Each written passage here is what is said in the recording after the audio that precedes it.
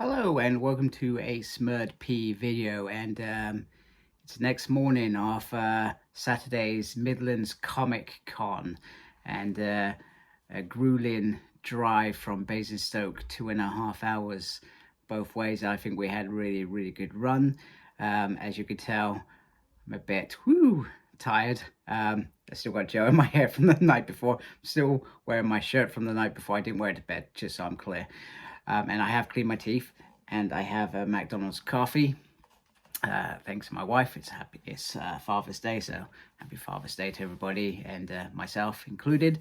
If you hear in the background noise, my kids are, causing havoc, such as they do.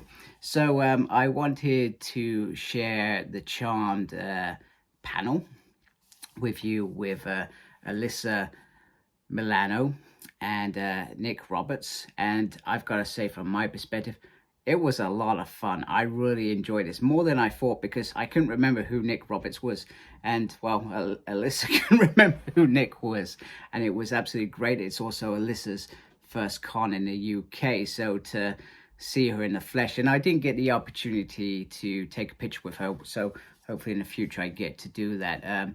Couple of reasons for that. I wasn't going to this Comic Con, just so I'm clear, but I entered a competition on Comic Con Wales's page, and I won the tickets, and it was fantastic, absolutely fantastic. So very grateful for the opportunity to go there. Me and my son went up. Charlie, I've got to give a big shout out to Charlie, because during this video he takes the reins and we swap as our arms get tired. I will apologize, there will not be complete stillness in this video. There will be movement. There may be people coming in front of me that I cannot control, but hopefully we've done a good enough job for you to enjoy the panel. If you couldn't go yesterday, you get to see Alyssa and Nick chat, and yeah, it was absolutely hilarious. I really did enjoy it. Here we go. Hello. What a charming audience we have here. You see what I did there? Oh, was that a pity laugh? Oh, thank you so much. Pity applause. I love to see it. Telford, I am so excited for this panel as a fan of the show and a fan of these amazing actors. So do me a favor and show your appreciation for, first of all, the beautiful Alyssa Milano! And the stunning Neil Roberts!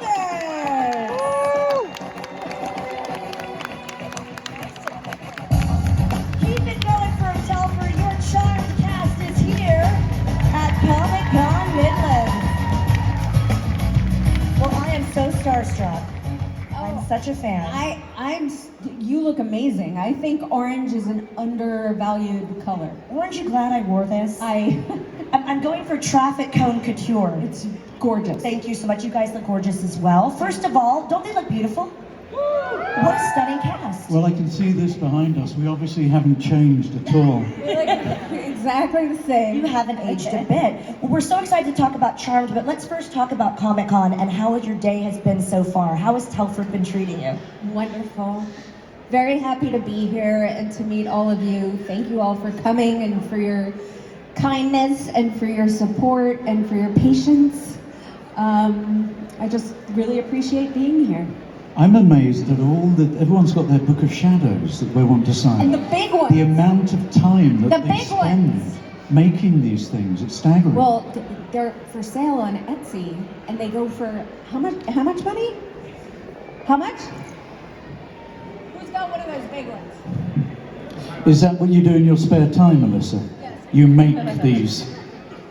They're like $600 a piece. Wow. Maybe we should go into business. Exactly.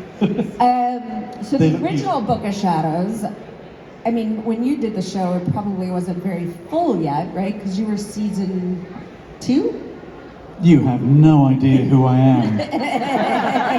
In fairness, I don't know who I am either most of the time. No, season 1, before it even aired.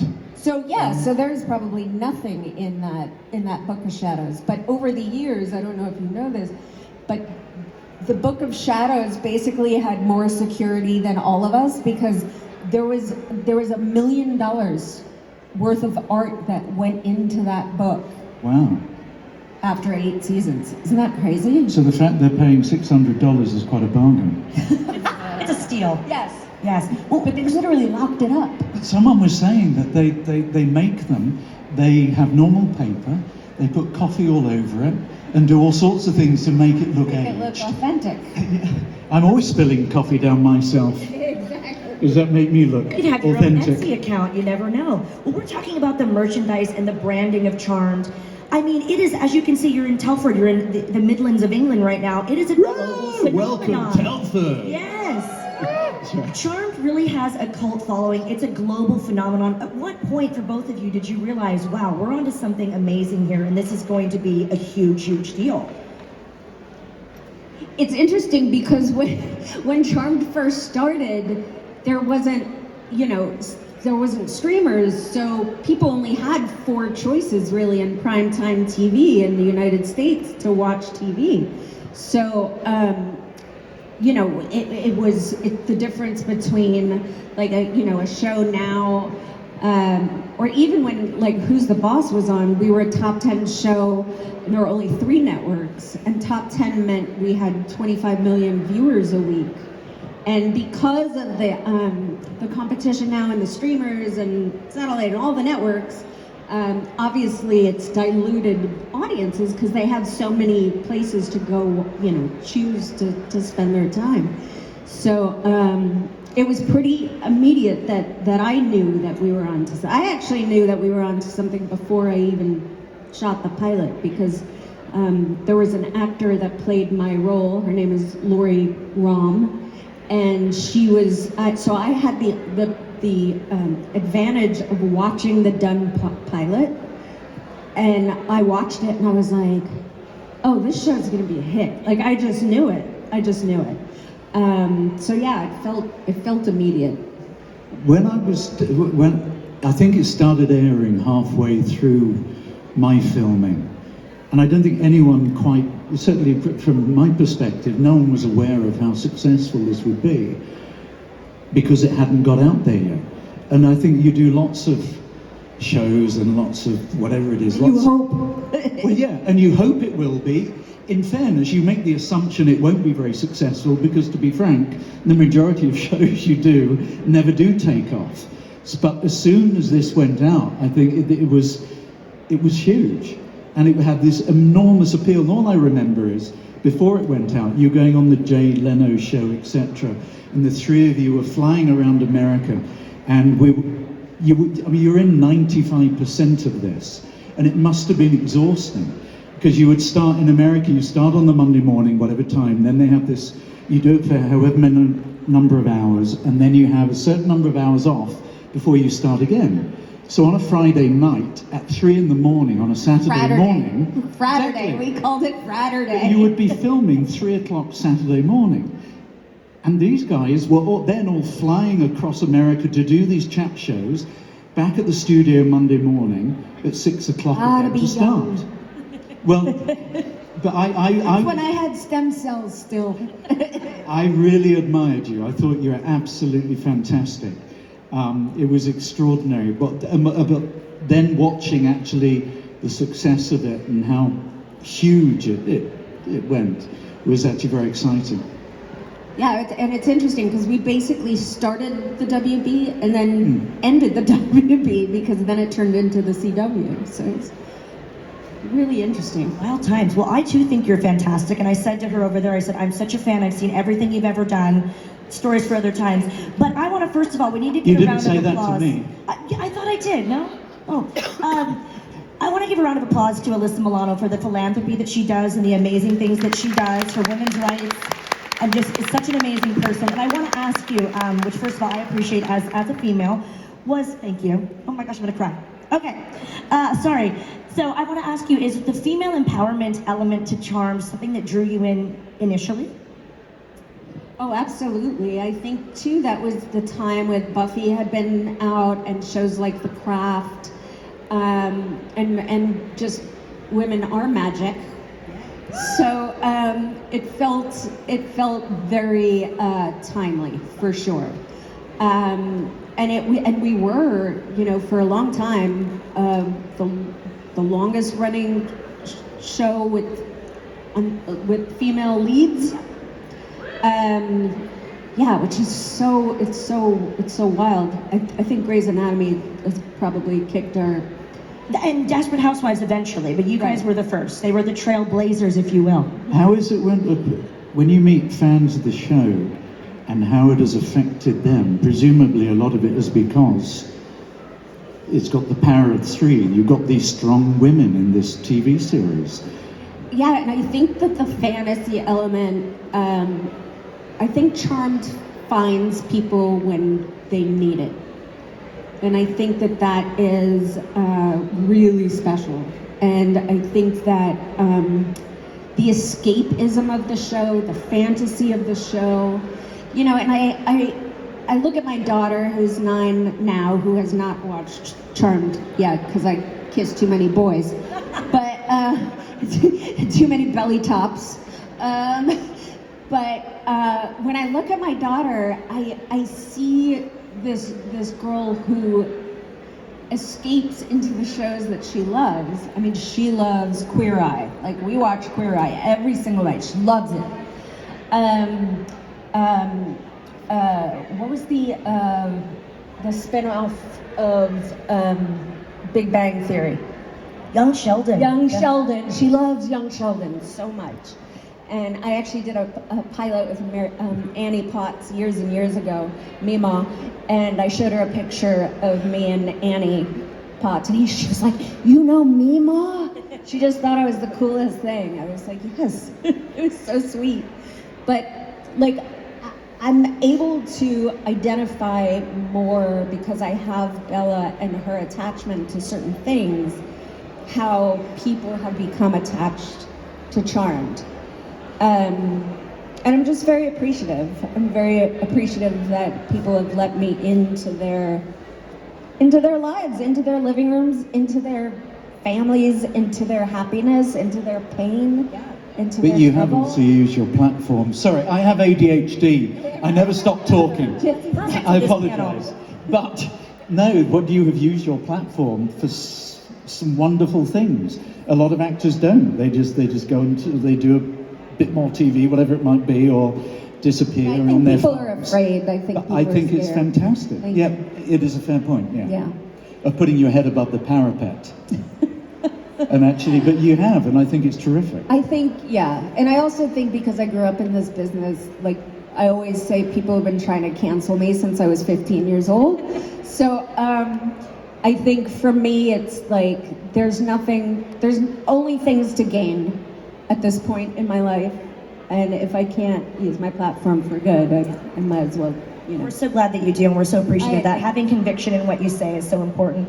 We're going to ask for the fans to line up at the microphone if you have any questions. And before we get to the fans, who are going to have great questions, I just know it, Neil, we got to talk Twitch, because there are so many gamers. If you're a gamer, raise your hand. So many gamers, especially at Comic-Con. Tell us about your Twitch adventures. Yes, I'm part of a game called Baldur's Gate 3, and I voiced the Dark Urge. And oh, thank you. And so yeah, it's very similar to Charmed, with the fan base absolutely adore it. And I started playing it over the autumn, and I didn't play it very well. It's based on Dungeons and Dragons, and it's a bit too complicated for my little brain. And so I joined Twitch so that I could get the fans to actually help me and encourage me and tell me what to do and guide me. And I've only been doing it for the last month, but I absolutely adore the game, and now I realise why people think it's so special. And it's not about getting from A to B as quickly as possible. It's about building relationships with people, and the world is just enormous. We spent 4 years recording it. They spent 6 years making it. It is won all the awards. But don't let your daughter play it. I watched a trailer with my 10-year-old stepson, and I had no idea what it was, and I was in it. But I didn't do any of these love scenes and stuff. They didn't ask me. And so there's all sorts of stuff in it that a 10-year-old should not watch. And yes, I'm going to stop talking because otherwise social services will be coming my way very soon.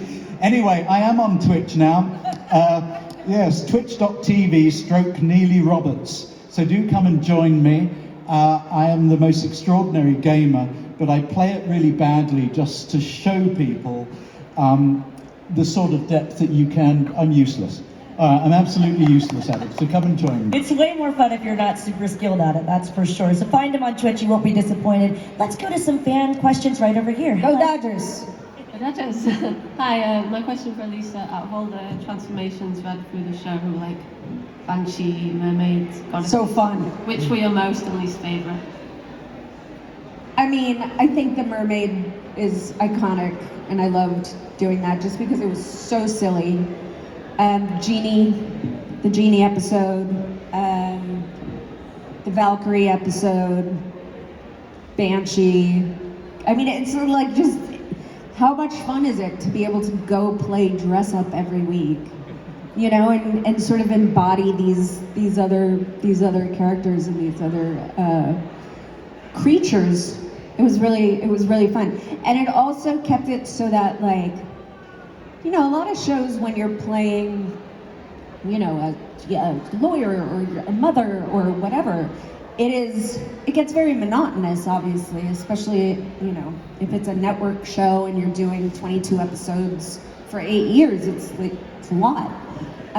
But it never got monotonous, obviously, because we were always changing into something that was super fun. Did you ask for anything specific during your time? Oh, that's a good question.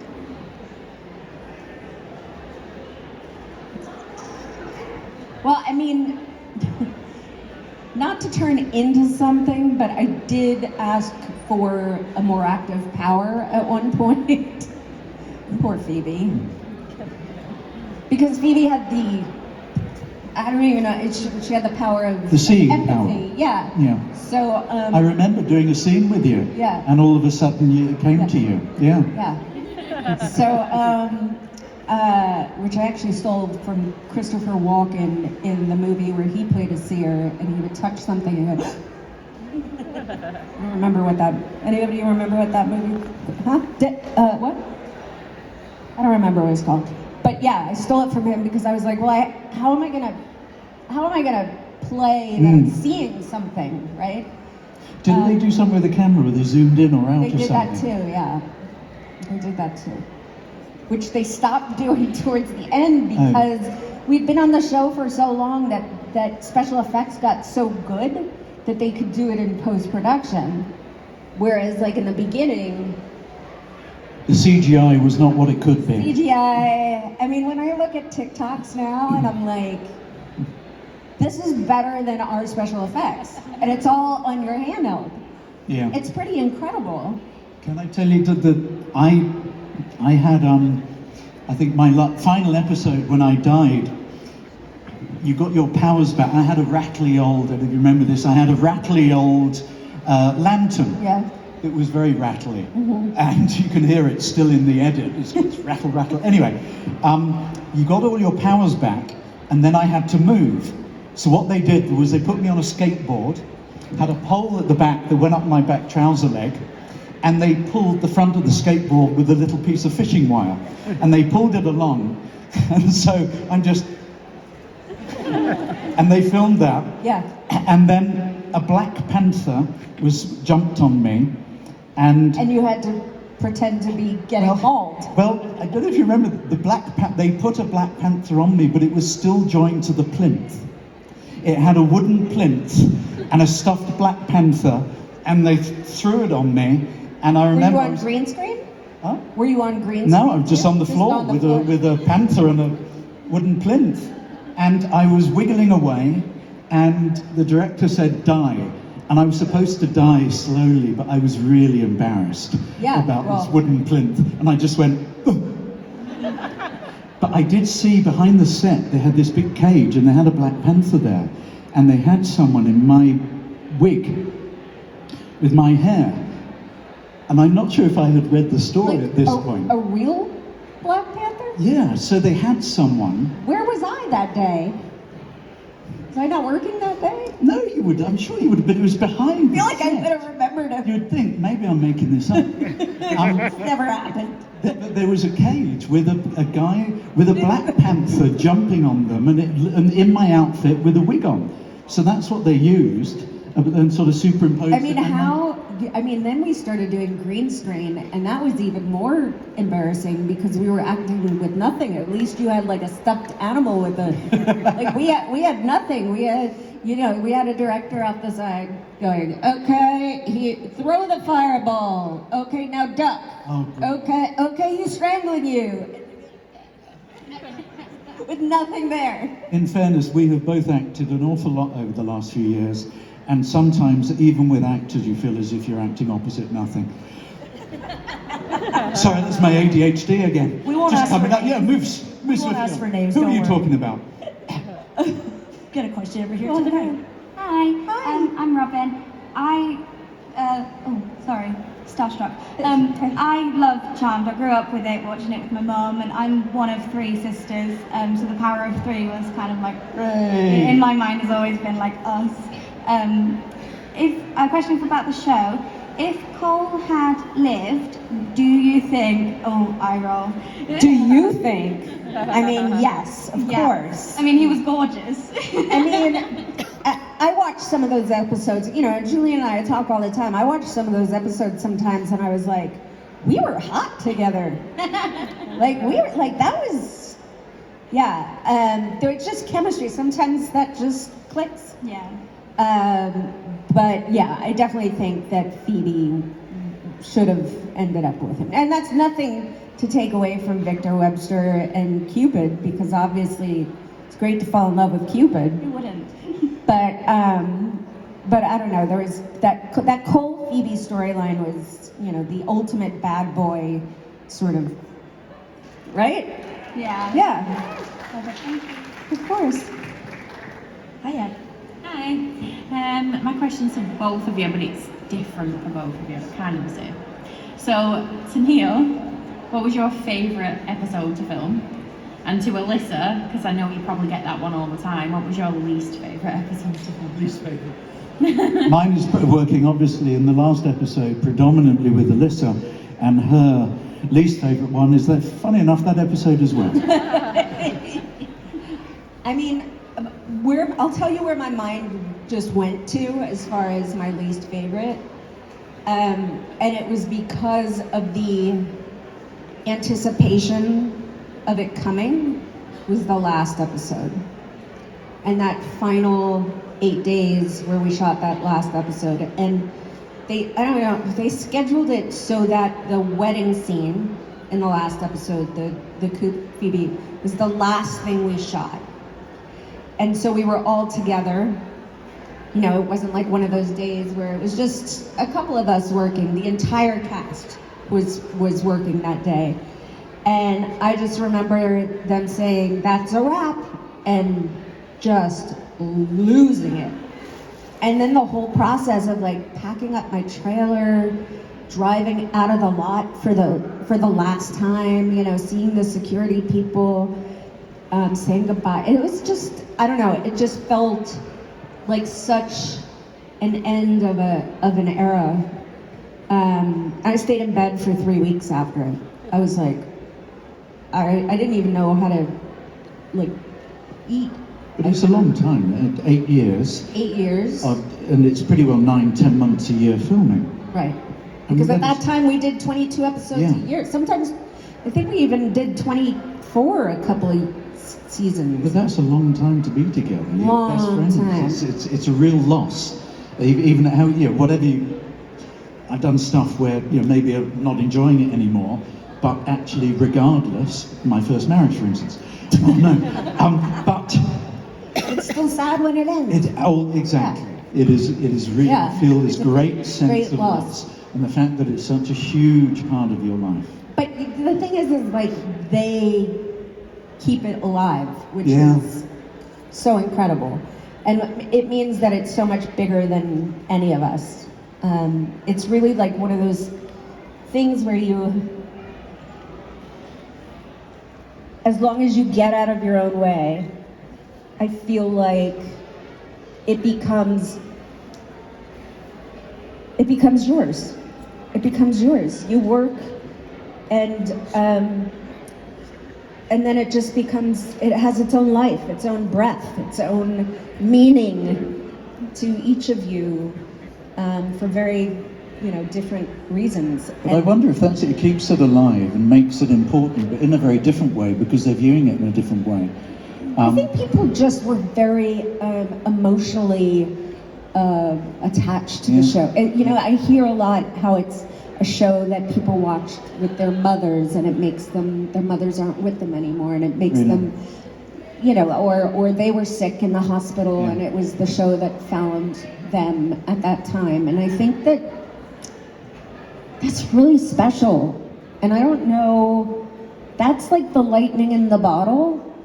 But did you know while you're filming it that that's the sort of thing that the impact it was making? No, I don't think we had the chance, because we were working, so to travel or to really experience it, So very grateful, very, very, very, very grateful.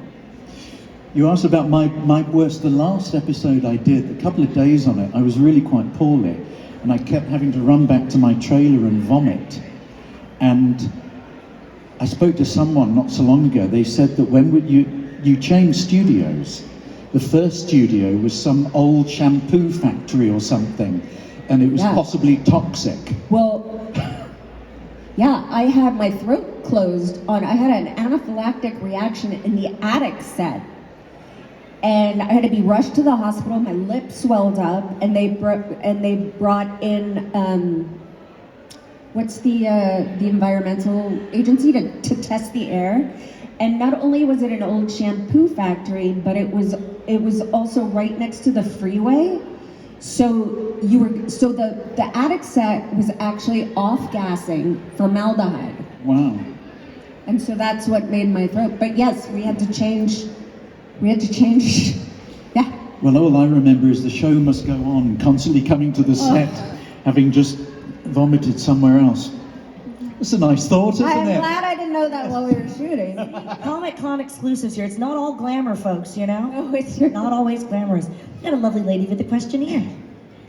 Hi, I just wanted to say that thank you for giving people that felt like outcasts a safe place with charm, because I feel like it's brought a lot of people together. And my question is, if you could have another power, Alyssa, for Phoebe, which one would it be? I would like the power to heal. Really? And I think that another beautiful thing about the show is that the fans have also found each other, and friendships, lasting friendships, with community with each other, which I think is really special. It's yours. Great question, thank you. We love that about Comic-Con too. It brings everyone together. Hi there, if you need to move the microphone down, feel free. Hi, who was your favourite one on set person? Who is my favorite person on set? Cast or crew? Yeah. I don't know if I had a favorite. I was very close with our crew. I mean, 8 years with a crew, it's just, you're gonna be close. But I think Julian's always gonna have a special, I have some very special memories of working with him. He's really funny. So I just laughed a lot. Thank you. Thank you. My favourite, of course, is you. No, I really admired you. No, but I adored your acting. Thank you. You were always, you were so spontaneous, and there was this playfulness, but this seriousness too, and this spontaneity in your performance. Honestly, I was in awe. And your least favorite was, I'm assuming, the Panther. Yeah. Well, it was a stunt. This person I'm making up, the stunt person with my clothes and wig. I had no idea I was being written out the show at that point. All I saw was a Black Panther jumping on someone who looked like me, thinking, oh, perhaps I'm not in it for very long. And I always thought, when I was... Come on, you knew before that. It doesn't make such a good story. It's funny. I like that. It's a good twist. I do remember the producers came up to me saying, Neil, I'm sorry that we're killing you off. When we were given the green light for this show, we didn't have 22 episodes. And so we were just writing frantically. But they said, you're a warlock, you can come back at any time. I wrote to them every week. But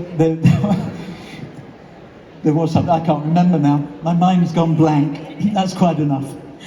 Another question over here. How are you? Yeah, hi, I'm Charlotte. You played quite diverse roles, so both of you. So my question is, what do you do to get into that character? Do you have specific things? Do you have to go back to your trailer? Anything at all to try and get in the zone? What did you do to think like a mermaid? I'm terrified of the water, so that was, yes. Yes, so that was a challenge for me. And my legs were really bound together in that tail. Yeah, it was, and they're like action, and you go underwater, and then there's someone, like a scuba diver, like with an oxygen tank, like just them breathing, and you're not breathing because you're supposed to be a mermaid, and then they would clear it, and then they'd give you some of the, so I was, but I love that episode. I think it's iconic. What was the other? Feel the fear and do it. So are you talking specifically about Charmed or Just in general? And I did Insatiable as well. So Insatiable. So I did this show called Insatiable for Netflix, and I played Coralie Armstrong, and the most fun ever. But so the character was, she grew up low income in a trailer park.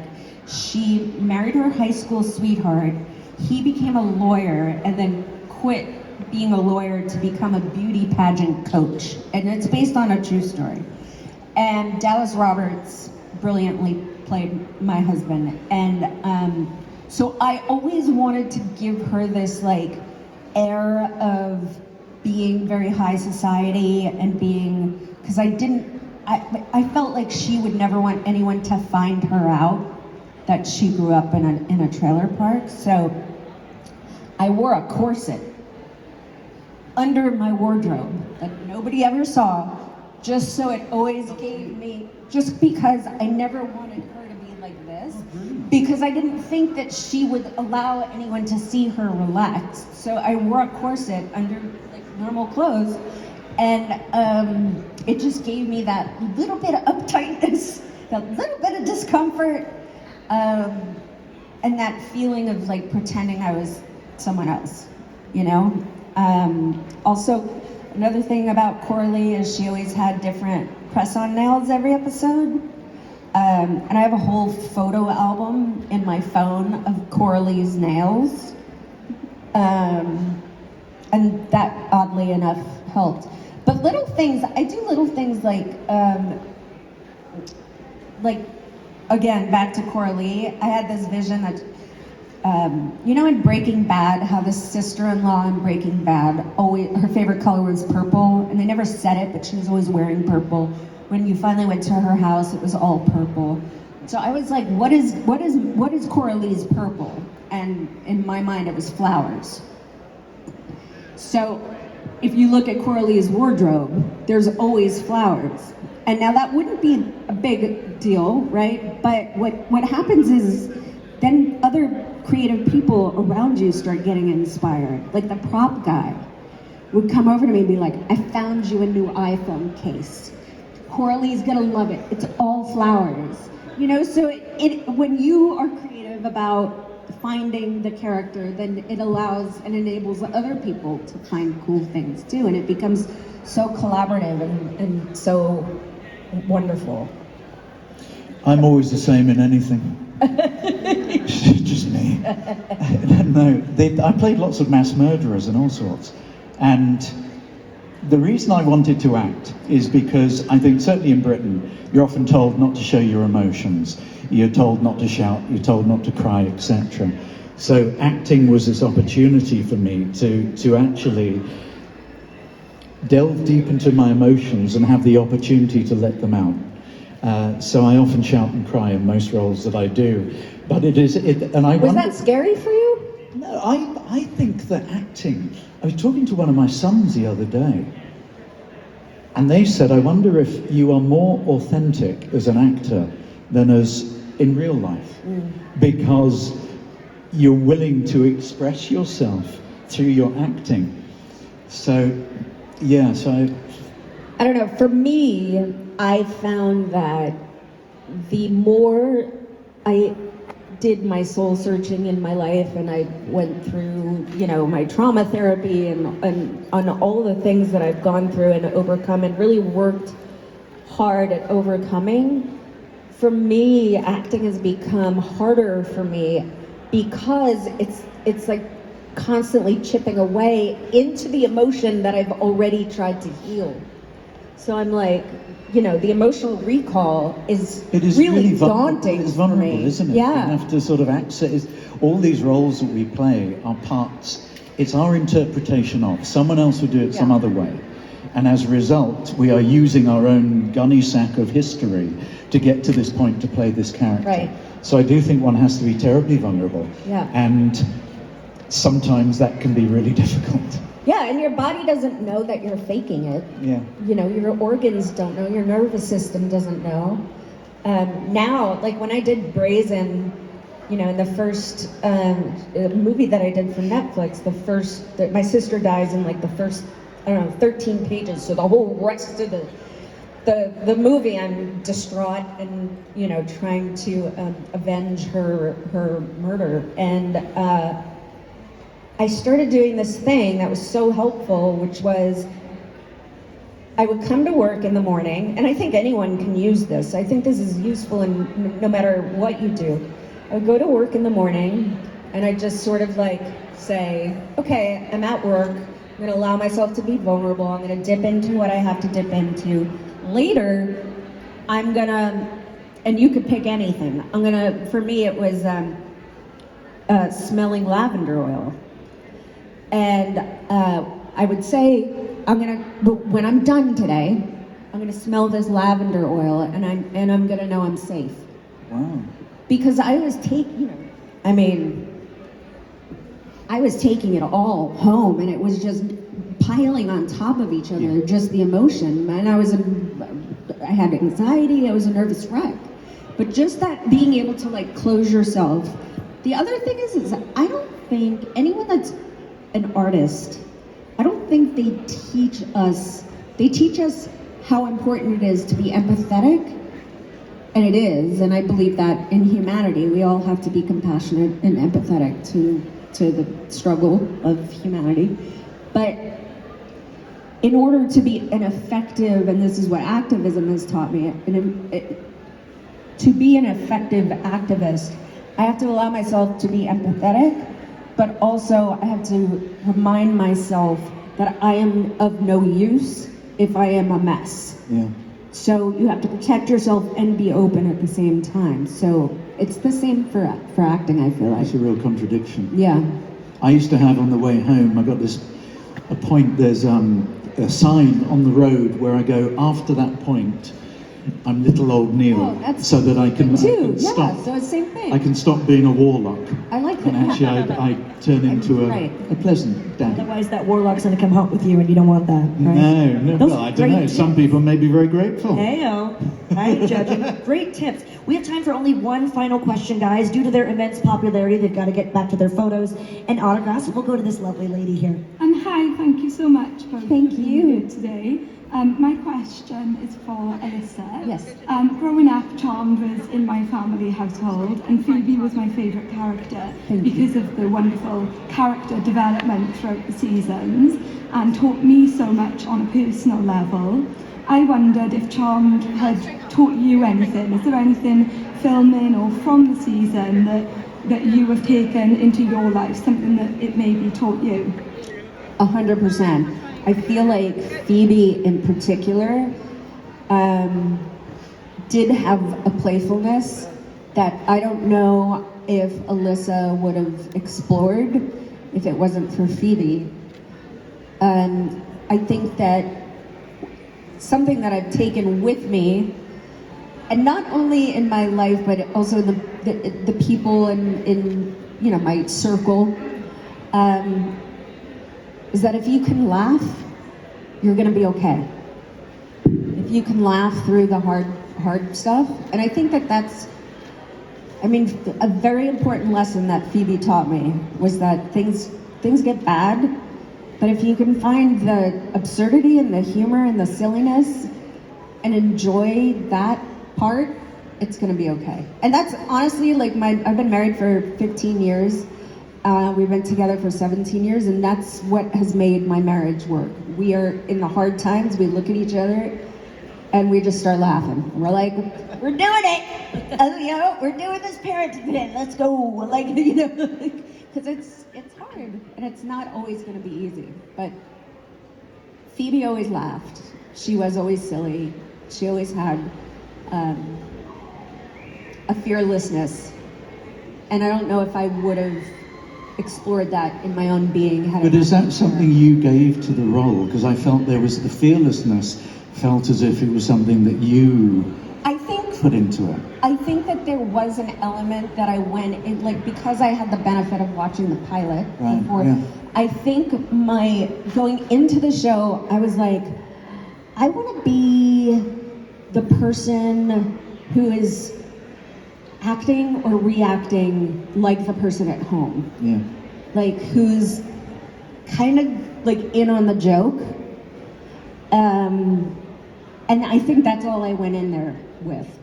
And then I think, you know, as the writers found that I could do comedy, that it became more part of the character, and yeah, so grateful for that. To be able to explore like that, yeah. And, you know, still be able Well, it's a thing that almost that it's an awful lot of acting. Someone else writes the script and you try and bring that to life. And when you're in something that runs for some time, it's much more collaborative. Right. That they're getting your ideas and et cetera, et cetera. And I think that there's a real beauty to that because you can drive it in a way. Lightning in a bottle. Is much more joy for you. For sure. And also, like, you're able to keep your sanity in a way because you're, I think it would be very hard to, let's take Coralie, for instance, who I loved playing so much, but we only did 10 episodes a year. I could imagine playing Coralie 9 months out of the year for 22 episodes for 8 years would be really difficult and exhausting. Right. Because she was so much of a character. Yeah. So I do think that the, like, what came first, the chicken or the egg? But I loved her fearlessness, and her playfulness, and her quirkiness, and her silliness, and what a joy it was to be Phoebe. Thank you so much. Thank you. They're saying bring it back. We would love that. Well, guys, like I said, I'm so sorry we've got to get them back to the photos and autograph area, so we can't take any more questions. Do you mind me saying one thing? Yes, please. So sorry. We have not seen each other since 1999. Oh my goodness. And it's an absolute joy. And I agree with everything you said about what you wanted to bring to the characters, exactly what you brought to the character. Thank you. It was beautiful. Yes. And I must admit, I feel a bit of a fraud here because Charmed is Alyssa. Whereas I'm this tiny little fragment at the start of it all, and it has been with me as it has been with everybody since then. It's a blessing. It's a blessing. Yeah. So thank you. I'm glad to be reunited with you. We're so glad you're both here. Any final words for your lovely fans here in Telford before we let you get back? I can't remember anything that Rex Buckland said 20 odd years ago. So I printed it up a few days ago. I found some quotes on the internet. Did you really? Yeah, because people say, can you write a quote? I said, I have no idea what I say. But one of them was to Matthew. It was something like, oh, come on, big boy. I do not remember saying that at all. And I was told earlier, it is definitely a quote that I said. So everyone looks quite surprised. So I wonder if they were just making it up. Could Come be. on, big boy. I just want to say that it has been a wonderful honor to just be a part of the show, to be a part of your lives. And every time I do a con, my cup is filled. So thank you for filling my cup. But I understand this is your first con in Britain. It is my first con. Her first con in the UK. That deserves a round of applause. Well, thank you both for the memories, for sharing your stories, and for just being amazing, both of you. Telford, please, please, please give it up one more time for Alyssa, Milano, and Neil Roberts. Your cast of Charmed right here at Comic Con Midlands. Keep it going for them, Telford. And don't forget, they're heading over to do more autographs, to do photos today with all of you, so make sure you go say hello in person. Again, guys, they are... Wow. If you've watched the whole, I think, 38 minutes or 40 minutes as it was packed. And I know a lot of people didn't get the opportunity to ask some of their questions, which the con apologizes for, but they've got to obviously keep schedules going. So, you know, they've got to do what's best for everybody, because people are paid for those opportunities as well, to go get sign-ins, photos, etc. So I think the con did a fabulous job. Host was absolutely amazing, and apologies, I cannot remember the lady's name, but she did a fantastic job. And I'm hoping everybody enjoyed that panel. I really enjoyed that panel. In fact, last night when I got home, I decided to go find where I could watch Charmed, because I haven't watched it for a while. I actually was tempted to buy it on DVD the other week, some random motion in my head, but I've got it on Amazon Prime, so I'm just going to watch it on there. So anyway, I hope you liked this video. I hope you really did enjoy it, and hopefully I've shared something that some of you couldn't see, or some of you just wanted to rewatch it. I do that after cons. I go and watch the panels that I missed. So please support my channel if you like my channel. Thank you for taking the time to watch this. Thank you to everybody that's subscribed to my channel already. As always, embrace geekiness. Take care. Goodbye.